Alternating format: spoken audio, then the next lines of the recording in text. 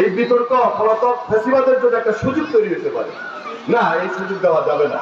এই দেশে একটা স্বাভাবিক সুন্দর পরিবেশ আমাদেরকে তৈরি করতে হবে। এই প্রজন্মের জন্য, এই দেশবাসীর জন্য একটা টার্গেট, একটা লক্ষ্যকে সামনে রেখে টার্গেট এবং লক্ষ্য রাখি একটা সুন্দর বাংলাদেশ আমরা গড়ব। এবং সেই জন্য আমাদের একটা ঐক্যবদ্ধ প্রচেষ্টার প্রয়োজন। তাহলে যিনি সরকারে আছেন আর সরকারের বাইরে আমরা যারা আছি, সবার মধ্যেই নির্বাচনটাকে নিয়ে একটা ঐক্যমতে বসতে হবে, যেটা দীর্ঘদিনের ডিমান্ড।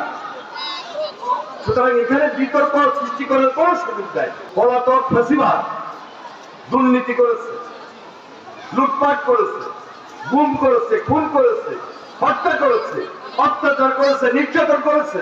তাদেরকে সুযোগ তৈরি করে দেব এই ধরনের কোন বিতর্ক আর যাতে না হয়। আমি বিশেষভাবে এই সরকারের, এই অন্তর্বর্তীকালীন সরকারের সবাইকে অনুরোধ করব, আলোচনার টেবিলে, গোল টেবিল আলোচনা করতে পারে।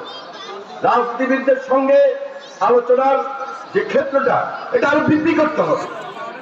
এই সুযোগটা কিন্তু আপনাদেরকে তৈরি করে দিতে হবে। একটা দ্রুত সময় নির্বাচন, এবং সেই নির্বাচনটা অবশ্যই নিরপেক্ষ হবে, এটাই আমাদের প্রত্যাশা, এটাই আমাদের টার্গেট।